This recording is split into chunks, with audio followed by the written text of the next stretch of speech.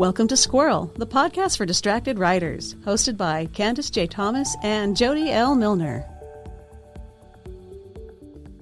Hey everybody, welcome to Squirrel. This is Jody. And this is Candace. And today is episode 6, and we are going to talk about something that's not going to be as lighthearted as our normal messages, but we're going to try to keep it on a mostly analytical plane, just so we can kind of keep it together, because today we're talking about writing effective character death. So chances are, if you're going to be writing anything that's long, you're going to have characters die. It's inevitable that eventually you're going to encounter a character that's not going to make it through your story. Writing things can be tricky, but have no fear. We've got a couple pointers to help you get the most out of these moments and create scenes that can make all the difference in the world for your characters and for your readers. And before we start, I want to ask you, what is a character that affected you when they died in a book? Oh, shoot. We're going to start off with that? Yeah. Oh, man. Bridge of Terabithia was gutting. Absolutely gutting. And I don't know if it's just because it blindsided me, because I didn't really know that was in the story. So that one was really, I did cry on that one. Yeah. How about you? Oh, like... You can say My Girl. No. Oh, no. No. My Girl? No. I've seen it. Who cares? Everybody cried at My Girl. Come on. I didn't. Okay. I laughed. Because you can see Macaulay Culkin breathing in a casket. Just so you know. Thanks for keeping it real. So, no, I think I will say that, like, book 7 of Harry Potter really affected me. There were so many people dying, and I knew that Harry also needed to sacrifice his life. I mean, there was a lot happening, and it took me a while to get through that book just because there were so many deaths. But I think definitely it's Fred who bites the dust, that one right? was really surprising. Yeah.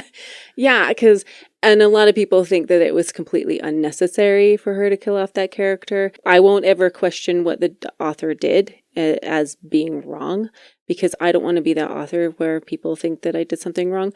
But I think it's definitely made an impact on the Potter community as it's just being talked about. It's something that we absolutely remember. Mm-hmm. So in that... Which I dare say might be why it was done. Yeah, exactly. It's going to keep conversations going even though it's been like 20 years. Mm-hmm. So we're going to start off easy, and I think we're going to work a little bit harder with each little section. But the first one is why. Why would you even bother to do it if it's kind of a painful thing, both for the reader and for the writer? Why would you want to kill off a character? Well, when I think about character death, I think of specific plot moments. If you look at your outline of a story and the different hills and valleys that you have to hit, there needs to be, character death needs to be a part of that as well. It needs to be a moment that's important enough to keep the main characters angry or keep going or wanting to find answers, or, there's just this push to discover more, and it makes a more powerful story, I think. Absolutely. And I think death is one of those universal truths. I think everyone understands that it is serious, it is a big deal. It is something that is unchangeable, depending on which writer you're reading. And if you're reading a murder mystery, there you go. We already know that there's going to be character death. And I think this universal truth needs to be reflected in our stories because it can act as a really useful catalyst for our main character. Exactly. It can also help our development of other characters, because seeing how people react is very telling about who they are on a deeper level. Some storylines need resolution, and sometimes the only way you can resolve certain storylines is by having somebody die. And it's very particular. Like, it doesn't happen all the time, but there are some necessary moments where you're like, the only way we can get through this is if somebody passes. Yeah, I agree. Point 2 that you have here is, why is it so important to make the reader care about the characters first? Okay, so have you ever opened a book and then it has a big dramatic explosion scene, and then there's a dead guy, and it's really hard to care. about that character. Have you ever seen Commando? Oh gosh, it's been a while. Well, Arnold Schwarzenegger is trying to save his darling Jenny, and he just barrels down and shoots so many people. And I think that Hot Shots Part 2 makes fun of this, where it has a body count that keeps going up and up. Well, and that's an example of fridging a character. And so, and this came about in comic books where at the very beginning there would have the significant other would get it. So the main character would have a reason to have a story. And it happens all over the place, and you will see it all over the place. And they've started to lessen up on it because people are starting to call them on it. They're like, stop fridging the girlfriend. I won't tell you why it's called that. Can we just imagine why? You can put the pieces together and you're probably going to be right. Like if you end up killing someone too soon and you don't know who they are, there's no reader impact. It almost can be funny. And usually that's not the emotional note that people are going for. They're going for dramatic. So unless you're writing a murder mystery, hold off on character death until it matters. That's sure. That's important. I don't think, on the same lines as you, I just don't think it'll be as powerful, right? It won't mean as much. It won't impact the story or move the plot forward unless it's unless people care about the character. Because your first response shouldn't be, what is happening? It should be like, oh, this is interesting, or wait, where is this going? It shouldn't be, what is happening and why do I care? And if you make the character like super adorable, we're going to care more.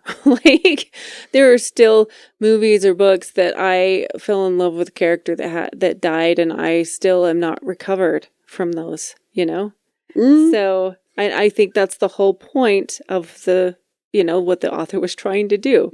So, yeah. Well, and that brings us beautifully into our next point, which is talking about timing and context. If we can't start off by having a character start at the beginning of the book, and we need to take time to develop the characters so that we can care about them when they do have something horrible happen to them. How do you think about the timing? So as I mentioned before, a character's death needs to be used at a specific moment within the story structure, right? Mm-hmm. And this needs to be planned out and built to this moment. And it needs to be used what act would you put that in, do you think? If you use the 3-act structure. It depends on how you're using it. So if it's to compel your main character to change, like midpoint can be a really good place to have that moment where they start seeing the world in a different way. And they're like, oh my gosh, it's real now. And now I have to go defeat the whatever. But also right before the climax, where like the really important person you need to be able to do the thing, you no longer have. And then it's like this gutting, oh my gosh, how are they going to handle this? That's true. Yeah. I think, as you mentioned, genre is important. Absolutely. With this. So murder mysteries, yes, there's an expectation there. A murder mystery starts out with a dead body. It's called a mystery for a reason. And then you find out throughout the story who that person was. So it is used in a different thrillers. Way. Mm-hmm. Yeah. All right. Number 4 is keep it real. So Candy and I have different feelings about what it means to do an authentic portrayal of death versus one that perhaps might be a little bit more metaphorical. And so, do you want me to go first here? You have a lot of specific thoughts on this. So, I do. Yeah, go ahead. Well, so you gave me a question, and the question is, why is it important that death be portrayed realistically? Now, the word realistically can have completely different connotations depending on what you are looking for, right? Realistic in the sense as to give great detail or be graphic, or realistic in the sense of being something that is logical, or realistic as in, yes, really, this person did die. Well, I'm thinking portrayed accurately. So when it's done badly, it feels like it cheapens the moment. Again, and I get cheating has come up before. Yeah. We don't want, as writers, to cheat the readers of the emotional experience. So, if you need to spend time with a death scene or building up to a moment, shortening it too much cheapens it, and it's also not realistic because most of the time it's a process. I guess that really depends on the different kind of what you're trying to write, the story you're trying to write. Sure. You're trying to get that emotional pull. I get the same emotional pull by not explaining it, not giving it the realistic. It doesn't need to be. What the audience needs to know is it happened. And that's where I'm at. I don't like realistic details when it comes to death in novels. Is it that, let's see, I don't think it needs to be cartoonish. Like, I don't think a piano should, like, fall on somebody, you know, or an anvil. That's very Animaniacs. I just pulled that out. But, so it doesn't need to be cartoonish. But I don't think that we need to be in the moments of the death. Like, I have written, we'll get into this later, I've written lots of different characters that had to die. And every one of them, we know they died, but did we need to spend time and a moment to be with them as they died? No, we didn't. So I think situationally speaking, and I'm trying to defend my words here, yes. But doing it realistic doesn't mean graphic to me. It doesn't mean, describing how the blood is exiting the body or describing what the condition of the person is. Like it's being authentic, I think, to that emotional to the journey. emotions. Like if you have something horrible happen and then the reactions of the characters are really off, it's not going to feel right. I think the way I'm understanding it's this sacrifice, right? Mm-hmm. When you talk about the emotional impact of a character dying, for me, it's like, what sacrifice did they make for this to happen? And that, to me, is the impact. That's the realism Mm-hmm. that I would want. Which actually brings us into this next point, which is part of this realistic experience is showing the effect on these surviving characters. Because the hardest hitting part of a character death is not the character actually dying, but is how the people around the character are reacting to it. Because if they are gutted, as a reader, you get gutted by proxy. Or if they're being really stoic about it and they're trying to be really brave and carrying on and showing true grit, it's almost harder because you know that they're suppressing what they're really feeling.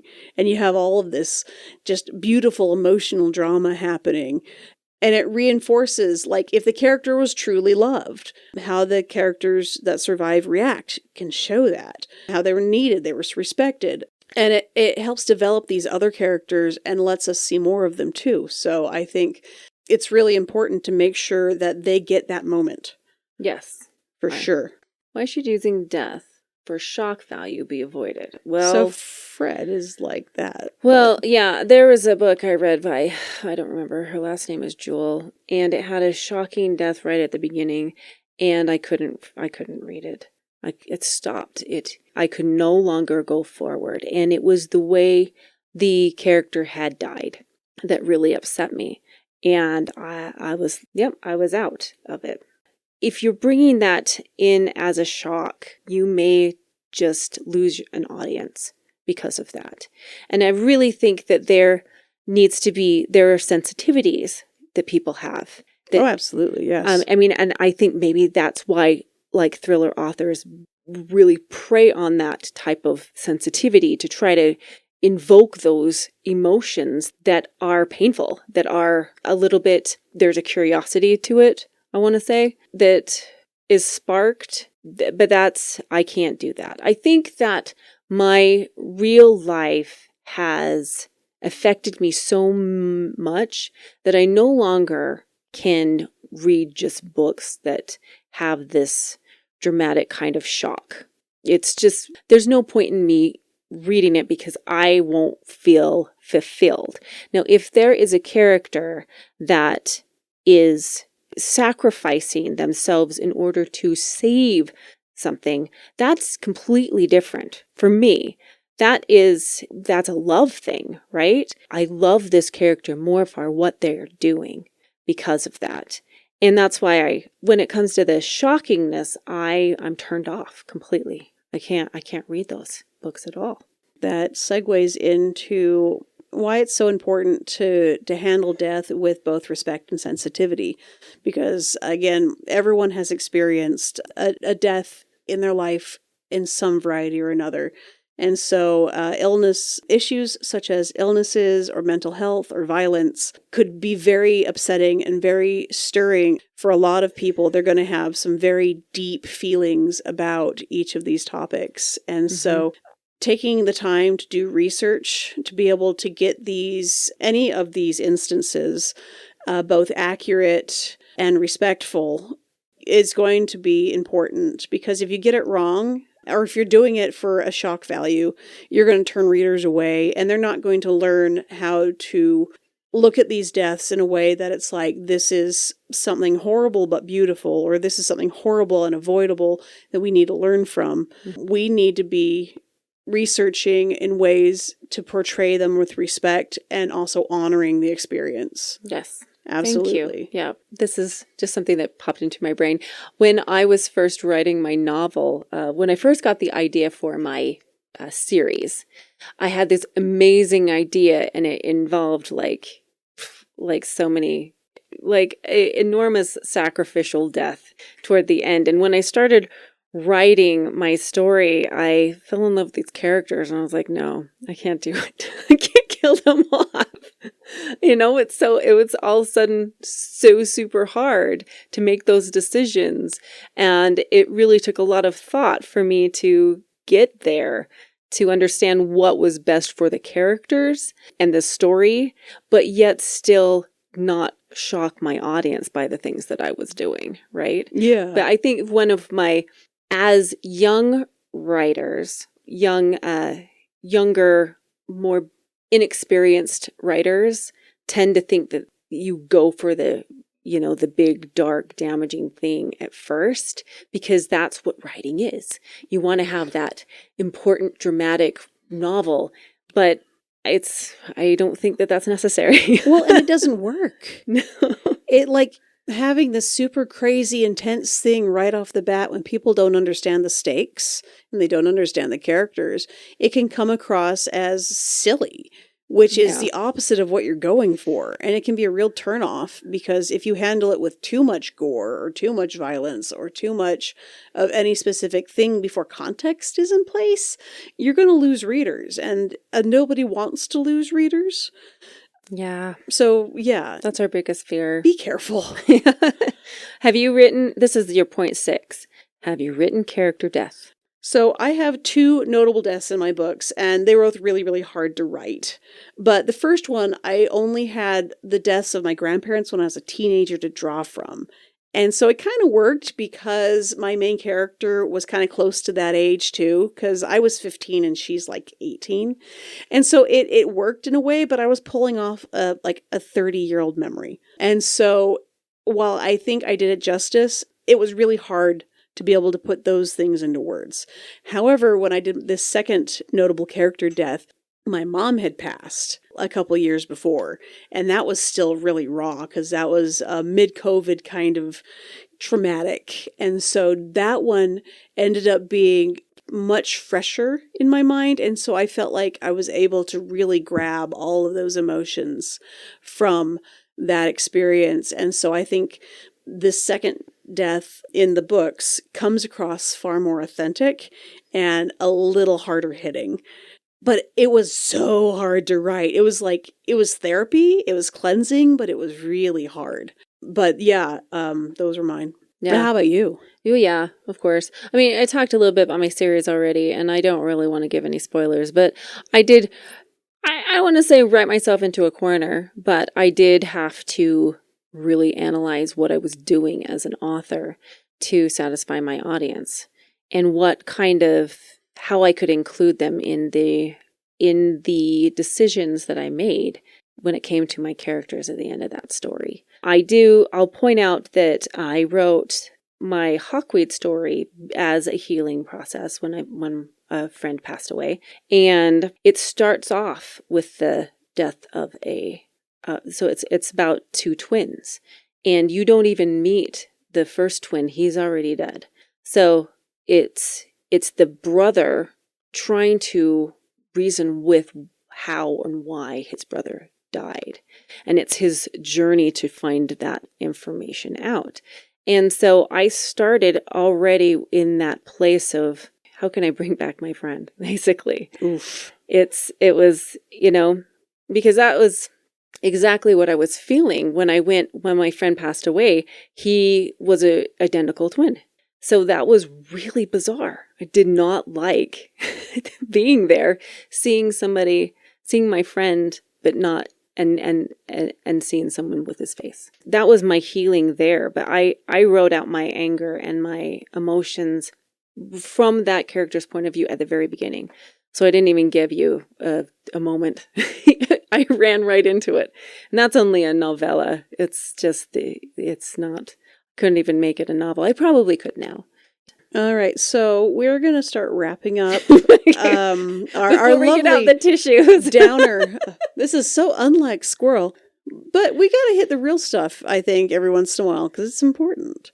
No, and I think that this is one of those episodes that people will be like, yes, I want to read this, because it's something that people, like, if you're an author in any genre, you're going to hit this. Mm-hmm. You're going to have to deal with it. And how it's like death and kissing. You're going to run into both of them.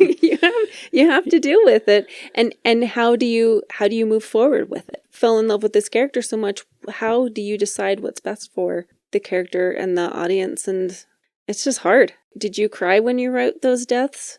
There were moments, yeah. There definitely were moments. I got very teary, specifically in my series, that I had to kill off a bunch of characters that I had promised to kill off from the very beginning of the story.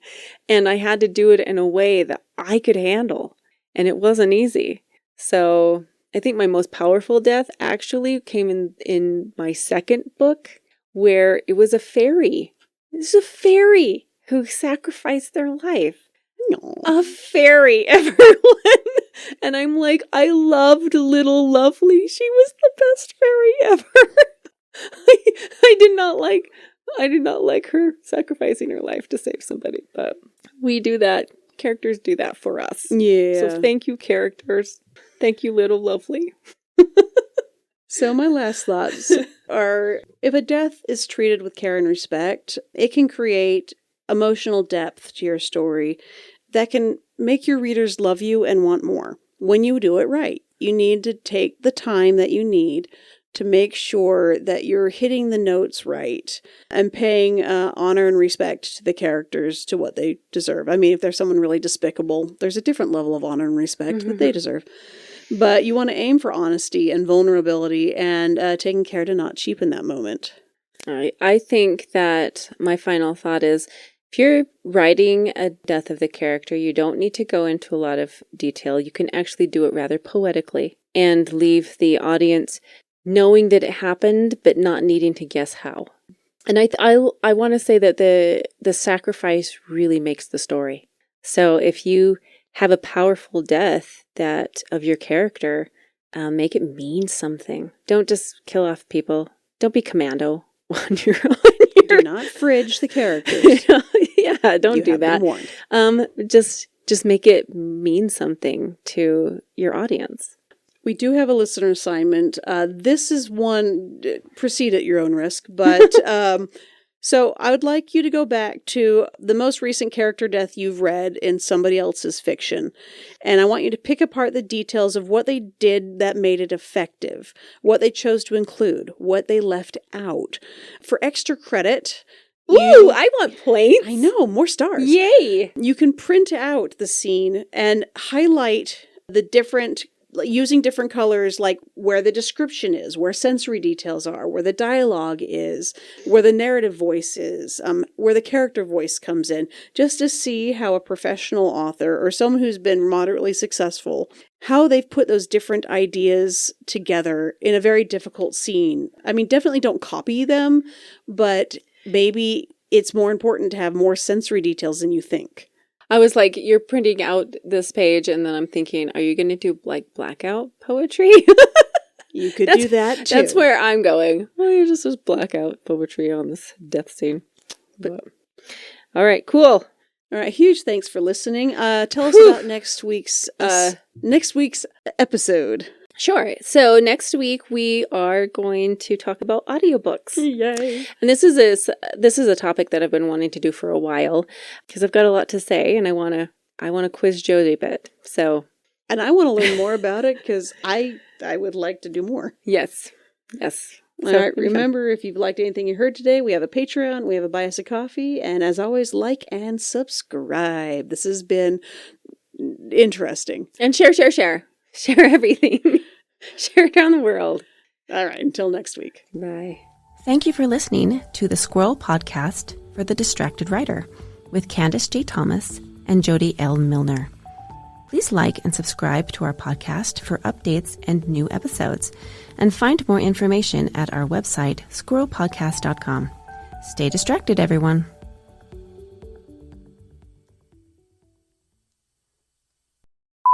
I guess I didn't write anything there. Oh, no, you did not. Would you like to take a moment to think about it? Yeah.